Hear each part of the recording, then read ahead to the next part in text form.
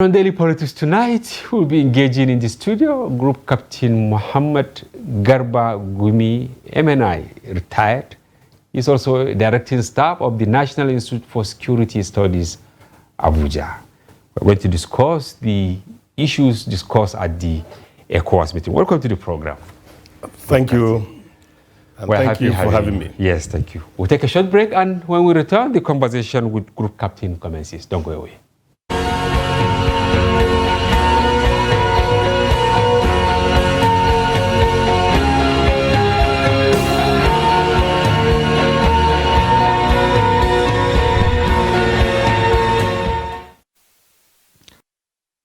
Welcome back. Yes, Group Captain, before we go to the ECOWAS summit, maybe we should visit Maiduguri, where President Tinubu was for the Chief of Army Staff conference. Is there anything significant or symbolic with taking the meeting to Maiduguri, maybe instead of Abuja or Kaduna or Lokoja? Thank you very much, Idris, and I appreciate you for having me. First and foremost, the venue of the meeting is not decided or determined by Mr. President. Okay. It is the Nigerian Army hierarchy that decides which venue it deems fit and necessary. Then from there, they discuss it with the CDS and the Ministry of Defense. Having said that, we can say that the choice of Maiduguri as the venue of the Chief of Army Staff Conference is significant and symbolic. Symbolic in the sense that Maiduguri is one of the current theaters in which the Nigerian Armed Forces are having engagements with the Boko Haram elements. And we seem to be having so many successes. Right now, we can say that the Boko Haram elements are on the defensive and the Nigerian Armed Forces are on the offensive. So, taking it to Maiduguri, it is an indication to boost the morale of troops on the ground, where they will have opportunities to meet with the highest level of leadership of the armed forces, beginning from the Commander-in-Chief of the armed forces, down to the ministerial level, and down to the Army Leadership Council. Secondly, it is also symbolic in the sense that currently the Nigerian Army in particular and the Nigerian Armed Forces in general are faced with an imbroglio of collateral damage that happened in Tudimbiri, in Igabi local government of Kaduna State. So it is an opportunity also for Mr. President to meet with the Army top brass so that they can also discuss issues that generated that kind of incident in the first place. And it will also be an opportunity for the leadership, that is both political leadership and the military leadership, to make formal pronouncements to Nigeria on the incident that has happened in Tudimbiri in the Igabi local government of Kaduna State. And Group Captain, coincidentally, there was similar collateral damage in Borno some years back, in Iran, that is in Kalabalagi local government area, very close to Cameroon, Nigeria border. Are we really learning lessons from some of these issues? Yes, one can say that the situations are not similar. Okay. Yes, the incidents are similar because they are all collateral damages. What in the military they call blue on blue. Okay. When you inflict damage on your own side, it's called blue on blue. Whether you are fellow troops or you are fellow citizens, yes. It's called blue on blue. So these situations are entirely different. First and foremost, what happened in Iran, it happened in an area that is already charged. That was the time Boko Haram was in its heights of attacks against Nigerian military. Secondly, it involved the use of live platforms. Unlike that of Tudimbiri, it was the use of UAVs, that is drone or manned aerial vehicle. Thirdly, the situation of Iran followed a trajectory, and intelligence was given that Boko Haram elements are grouping around certain locations. Coordinates were given to the operators. Unfortunately, by the time the operators came, the suspected Boko Haram elements, they have left that location. And it is own citizens that have taken over that location. And that's what happened under that situation, which is not the same with what happened in Kaduna State. We're yet to get full details of the process that led to even that order to strike the supposed targets at Tudimbiri. So the situations, they are similar in terms of the damage they cause because they are all collateral damages, but they are different because the scenarios are different.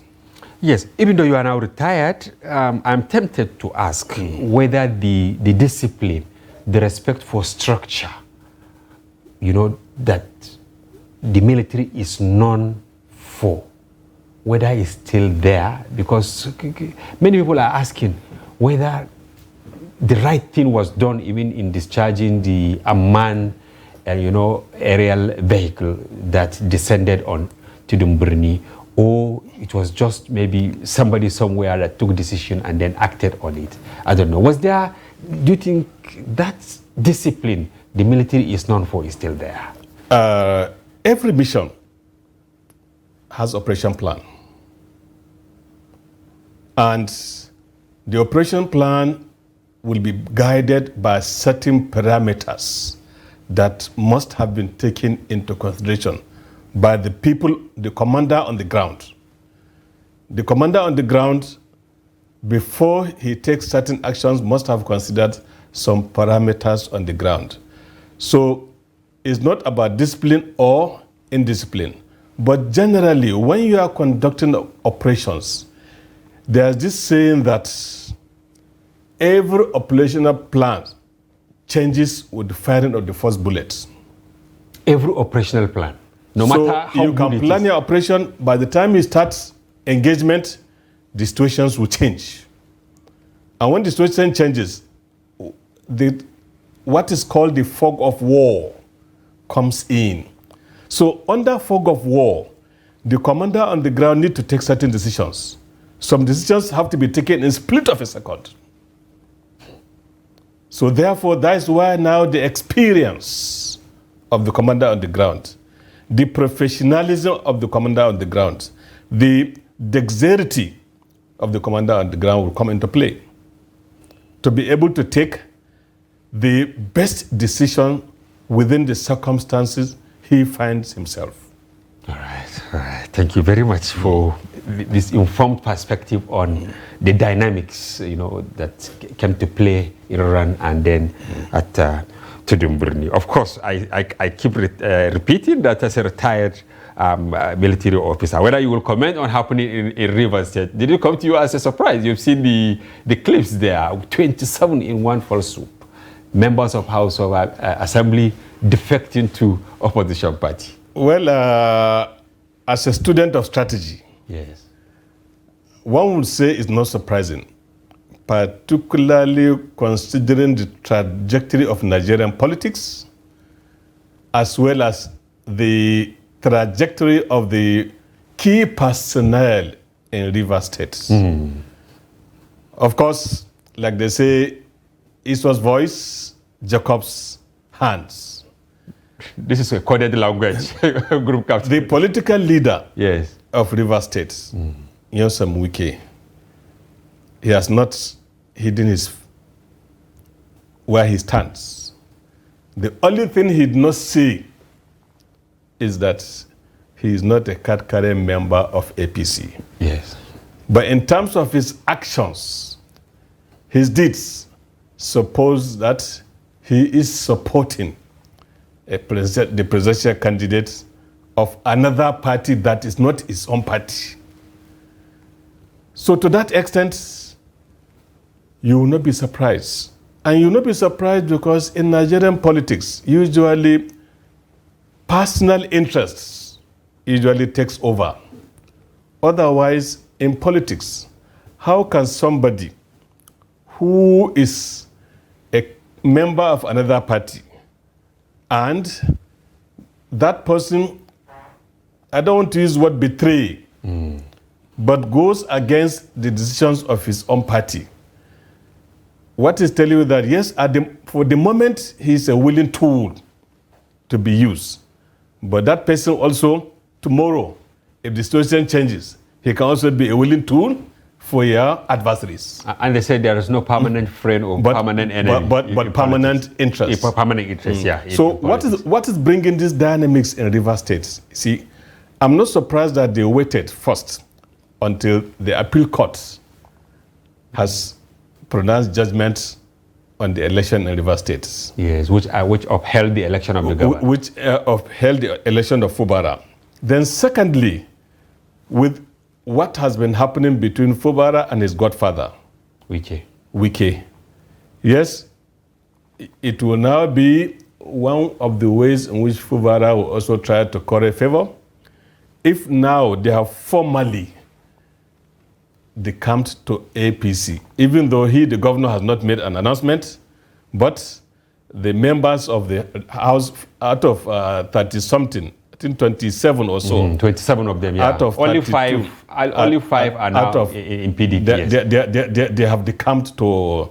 So we are waiting very soon to hear the announcement of the governor. I have someone jokingly in the newsroom that for him to actually re-strategize, he should also decamp to APC. So see, when he does that, which is very unlikely, he will now have another strategic advantage. If he also moves to APC. Because he will now be a member of a very strong power bloc in Nigerian party politics, which is the Governors Forum. Governors Forum at the party level, the political parties, and governors forums at the level of governance at the national level. This looks like an entirely different perspective, because if we are to now put the Wike factor, will Wike allow him to join APC since they are really fighting? Well, for now, what is known to the public is now there is ceasefire. So we cannot say now they are fighting. But knowing the kind of personality that his godfather is, as they say, once bitten, twice shy. Twice shy. Yes. Even if they now said that they have sheathed the swords, like the Hausa man will say, "Tachiki na chiki." There is still something. Yeah.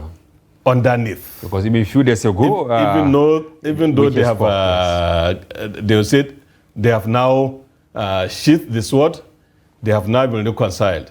But that reconciliation, it will take time for them to go back to status quo ante.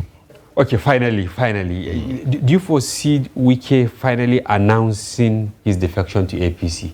Or maybe it will be towards 2027? Well, whether he announces or he doesn't announce, we can now say de jure, let's say a law, de facto and de jure.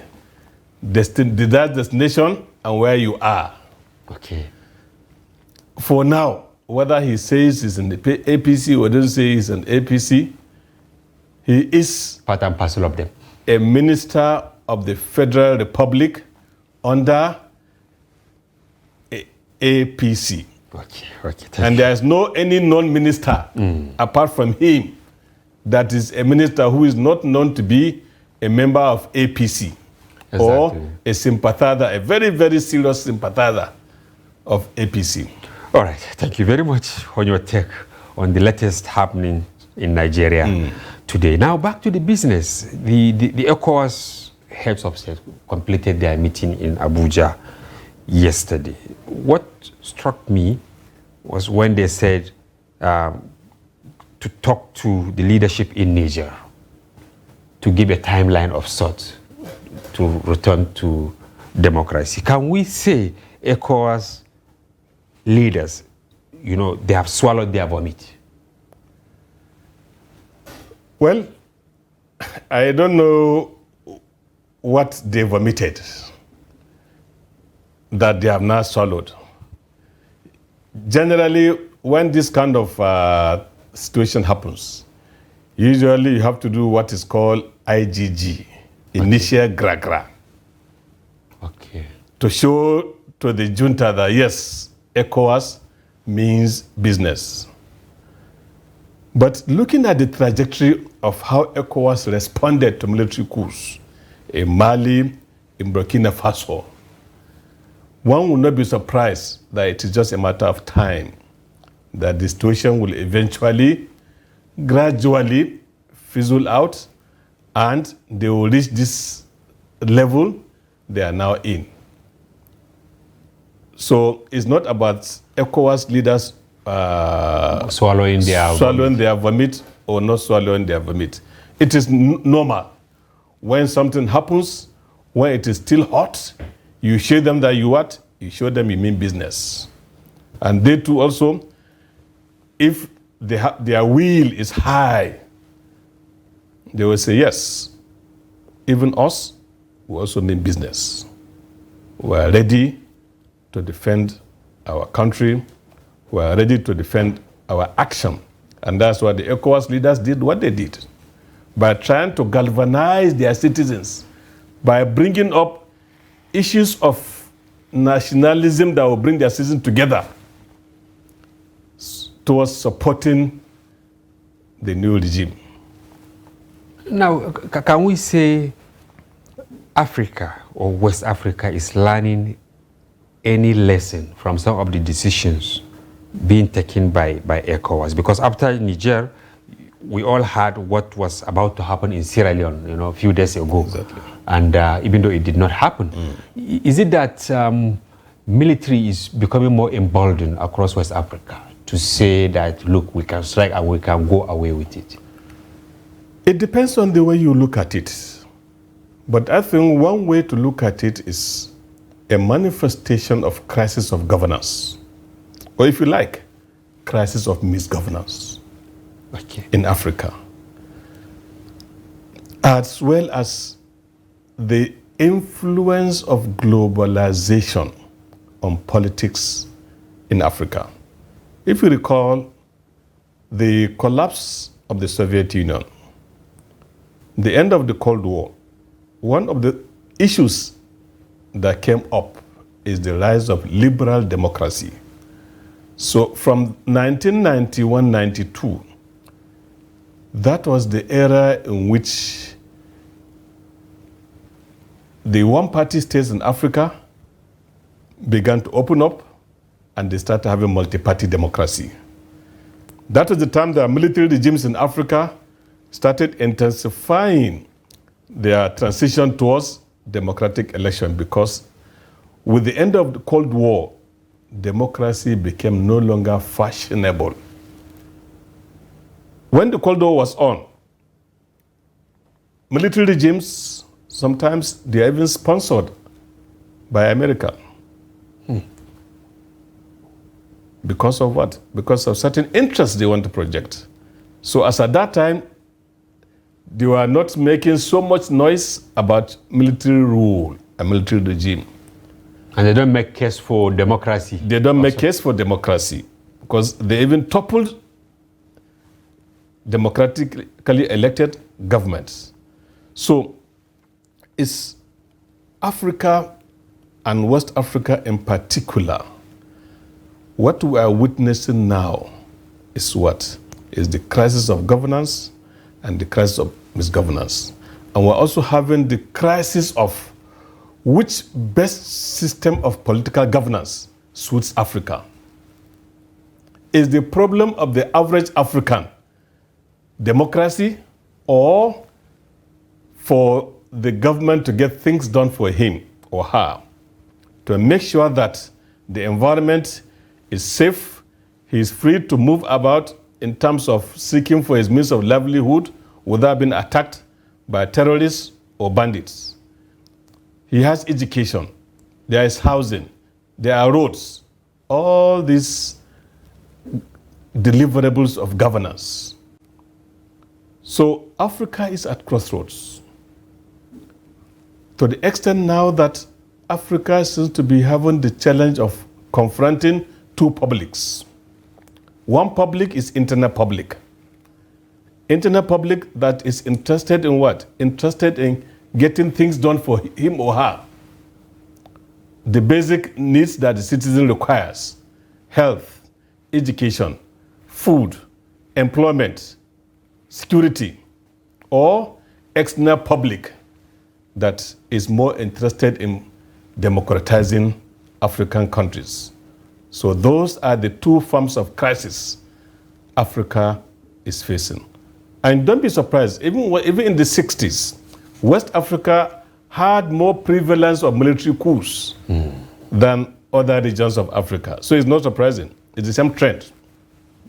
Now, do you think the Niger junta will heed to the advice of ECOWAS? Because I want to quote what Tinubu said. He said, "To this end, I would like to reiterate the imperative of re-engaging with the countries under military rule on the basis of realistic and short transition plans that can deliver democracy and good governance to the innocent people."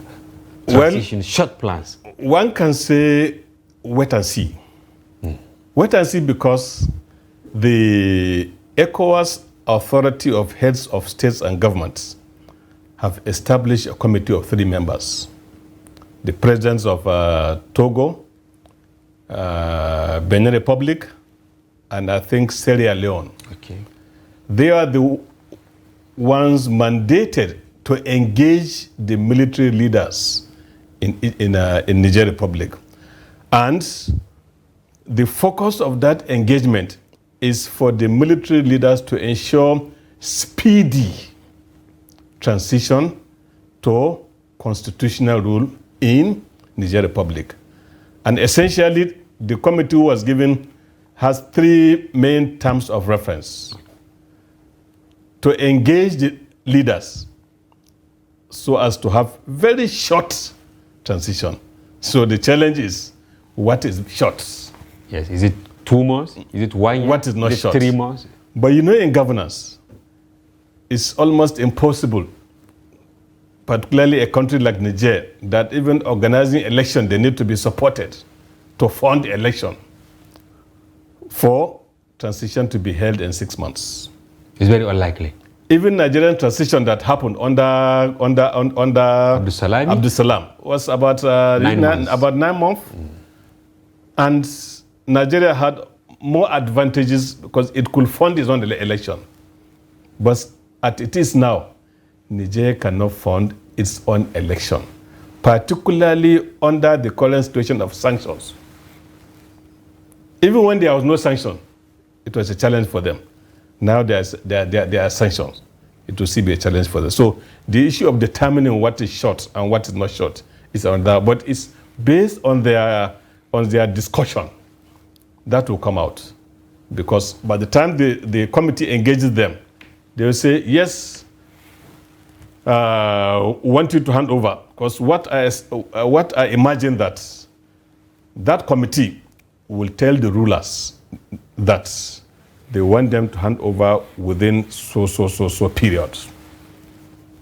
Now, Nigeria is spearheading the crusade of sorts, to ensure that Niger is returned to democracy. In what way do you think this leadership has affected the personal relationship between Nigeria and Niger? Well,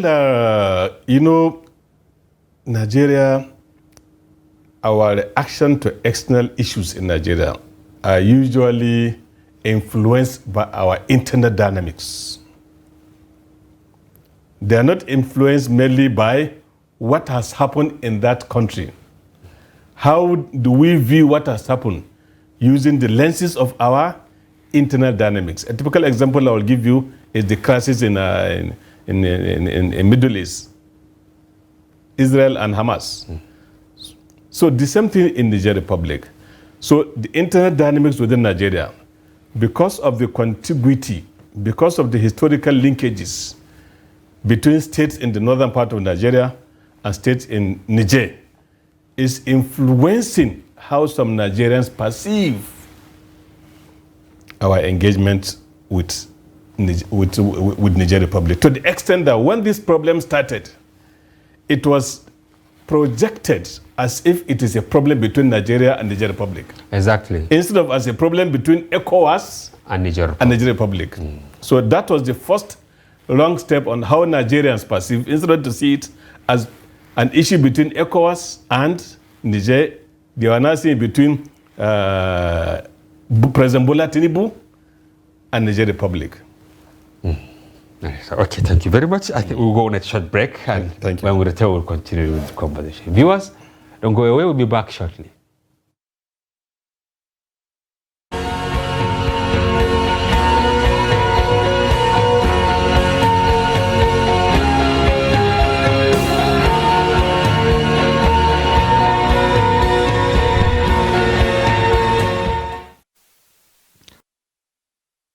Welcome back. If you are just watching, this is Daily Politics on Trust TV. Do well to follow the conversation across our social platforms on Facebook, Instagram, and watch us live on YouTube.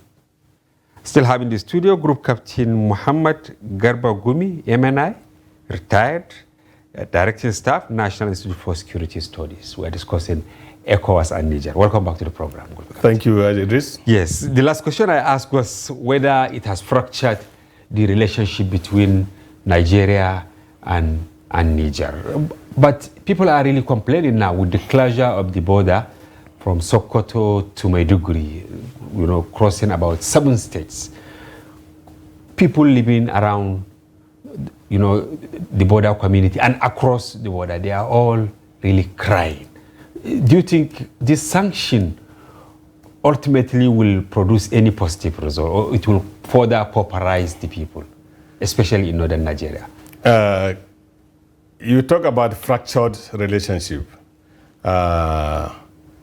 Certainly between the peoples, there were no fractured relationships.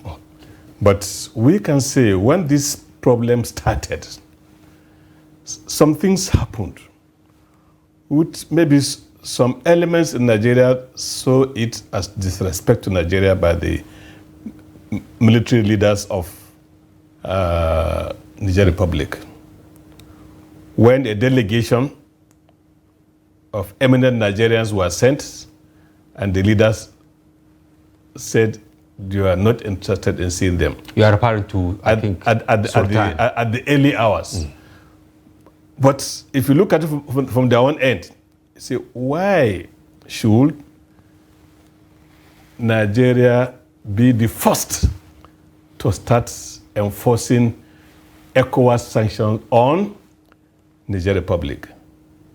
After they put sanction, they are now sending people to come and discuss with them. What are they going to discuss?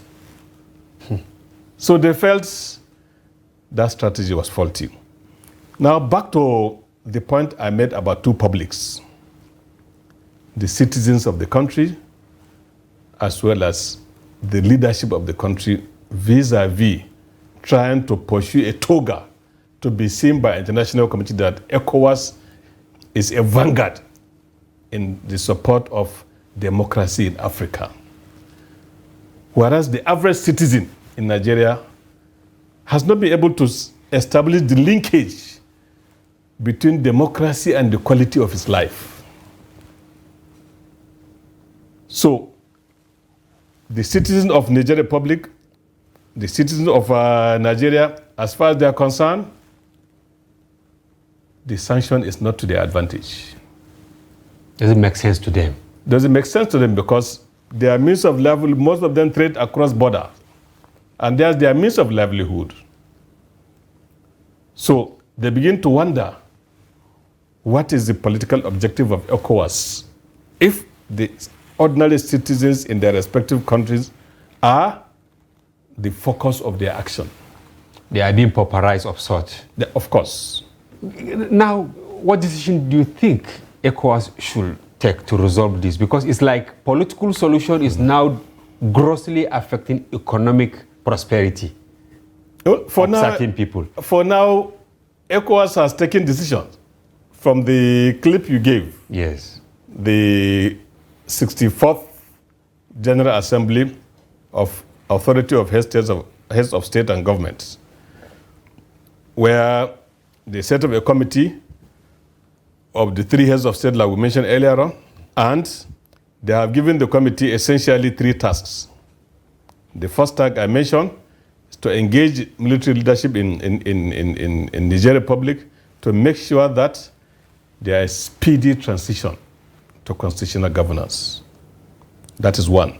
Secondly, to engage them with a view to facilitating the establishment of organs that will ensure that speedy transition. Even though they have not mentioned the organs, but I'm thinking organs like election management bodies, transition timetable, what to do, how to engage ECOWAS election monitoring teams on how they will participate in that.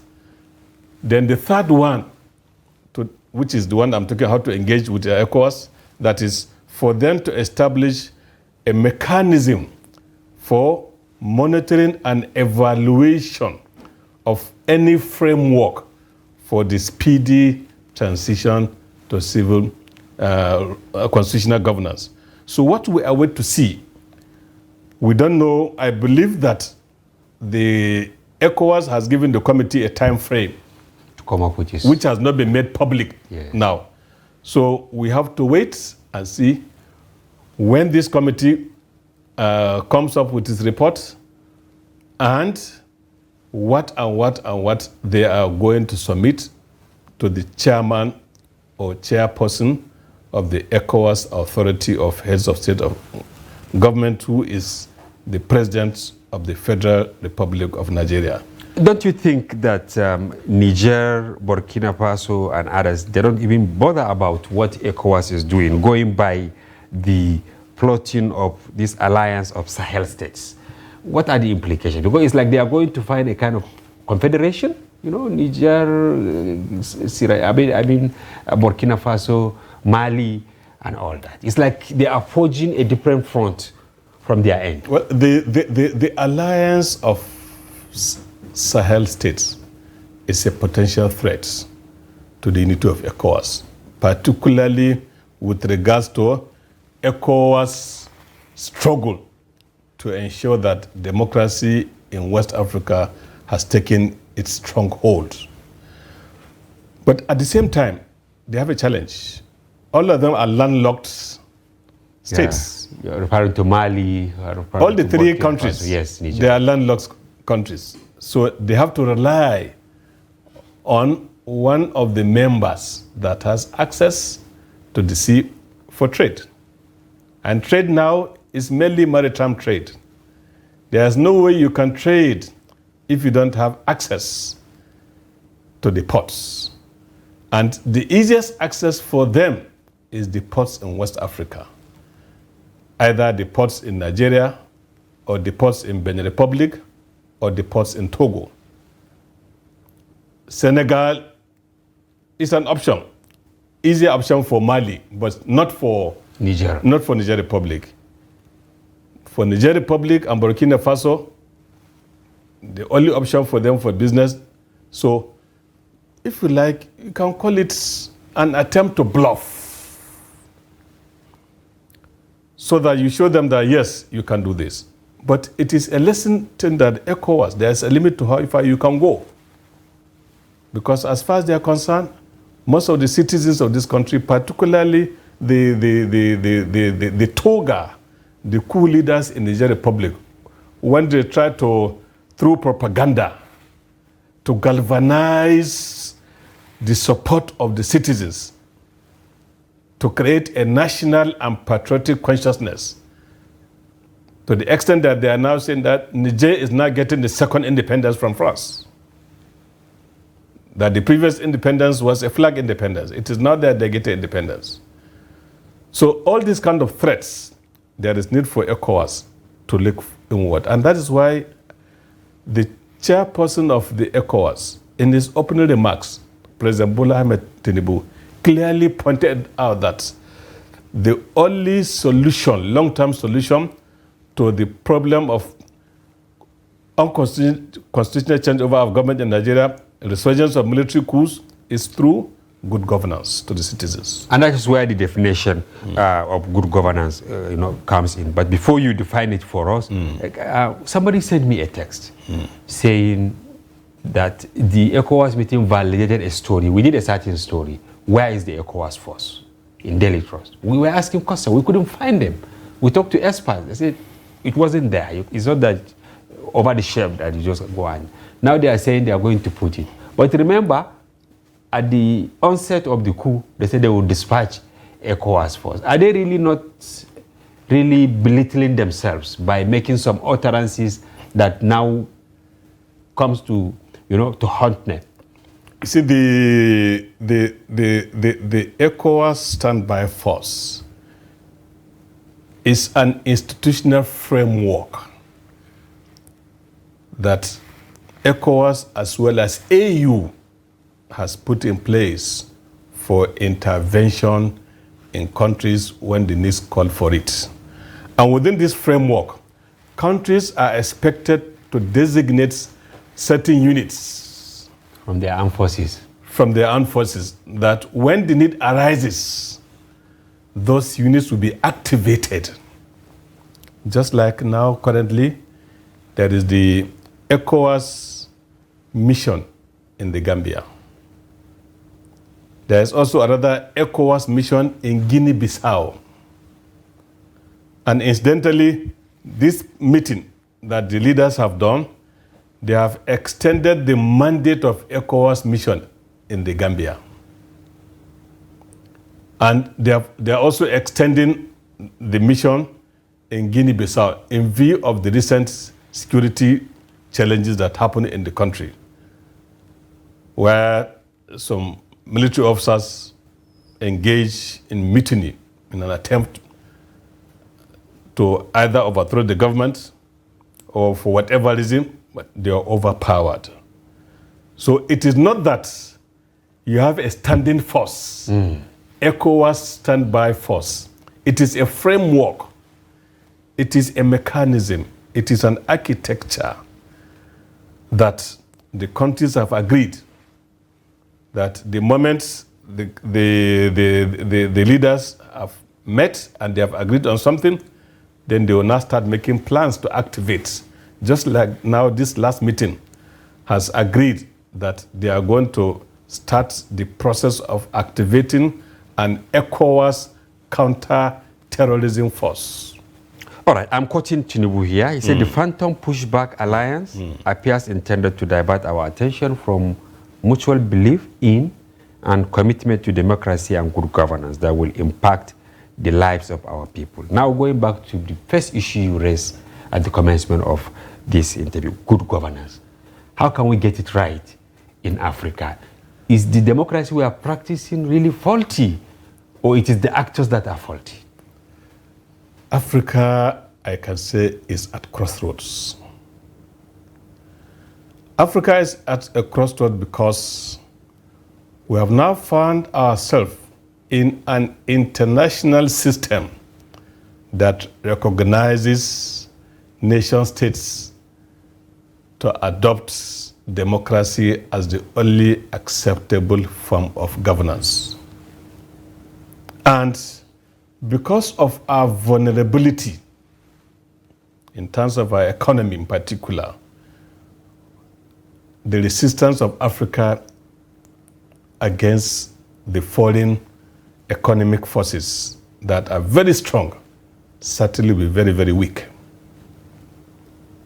Because right now we are faced with serious economic challenges. And to the extent that we're at the mercy of international financial institutions Like we said, countries can bluff. Like the attempt to establish this alliance of Sahel states is a strategy of calling the bluff of ECOWAS. So we can do it also. We can do it. But the risk that ECOWAS faces is that if the number increases, then ECOWAS has to strategize. But as at now, Africa needs to come up with a system of governments that applies to the realities of the African condition. Looking at, particularly in West Africa, the practice of democracy in the countries that have practiced democracy for long, at least even in Nigeria, we can say that in the past 23 years or so in Nigeria, what has happened to the average lives of the ordinary citizens in Nigeria that have been doing elections. So based on what has been happening, can you say that, can one conclude that democracy is good for Africa?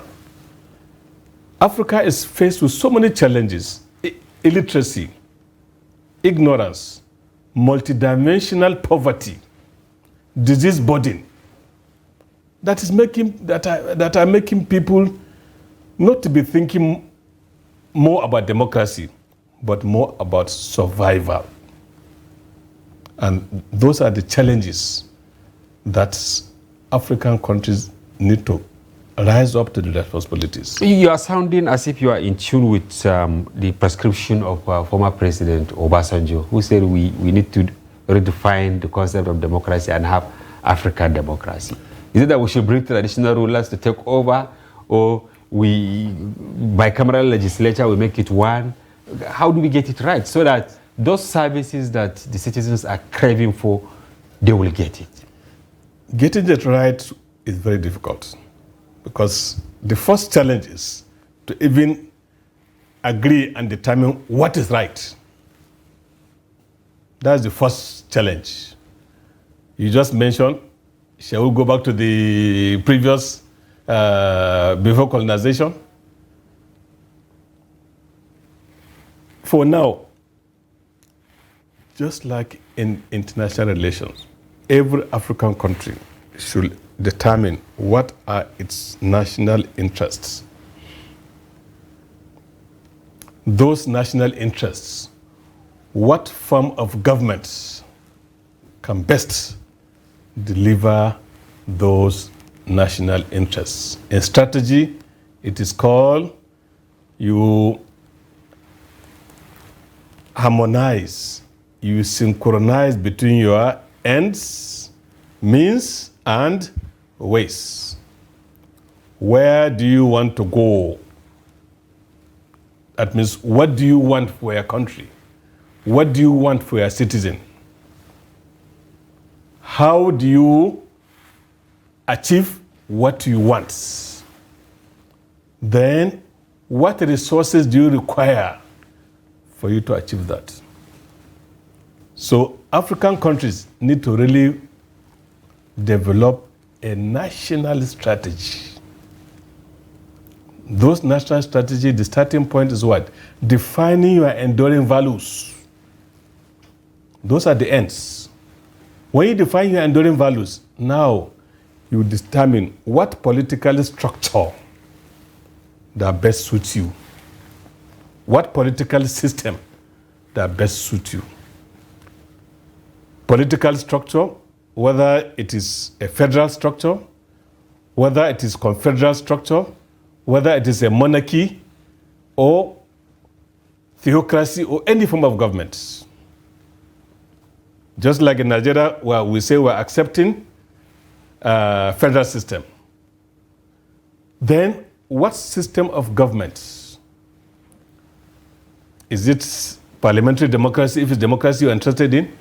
Is it presidential democracy, if you're interested in? Is it a quasi-democracy, or you come up with a unique form of democracy if you're interested in?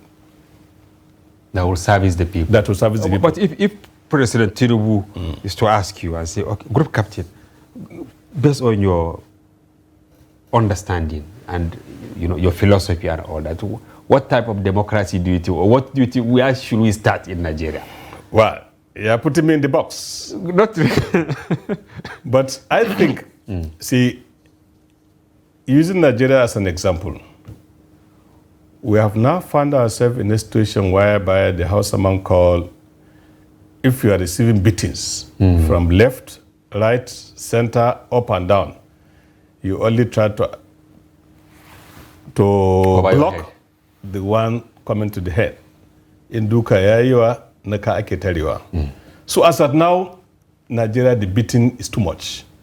So in the short run, we have something right now that we call our 1999 Constitution as amended. That 1999 Constitution, there are so many lofty provisions which, if we adhere to them, most of these issues will be addressed. For example, if you go to Chapter 2 of the Constitution, Directive Principles of State Policy, I think 14B, it clearly states the primary purpose of government in Nigeria is security and well-being of the citizens. And when it says government, it doesn't say federal government, it doesn't say state government, it doesn't say executive, legislature, and judiciary. The same constitution has said governance in Nigeria is federal, states, and local government. So they're all part of it. And executive, legislature, as well as judiciary. So all of them, their primary purpose is what? Is security, well-being, and welfare of Nigerian citizens. And you have tactically summarized your prescription for president. They should go back to the constitution, empower local government, empower the state, federal government, provide security and well-being of the people. Thank you very much, Group Captain Mamar Garba Gumi. Him and I retired for coming to the program. And we thank you for your informed perspective. We have to have you again. Thank you, Haji Idris. And viewers, that's a wrap on today's package. We sincerely hope you found the conversation engaging and informative. Rest assured, we'll continue to bring you more interesting programs tomorrow. Thank you for now. Bye-bye. I'm Hamza Idris.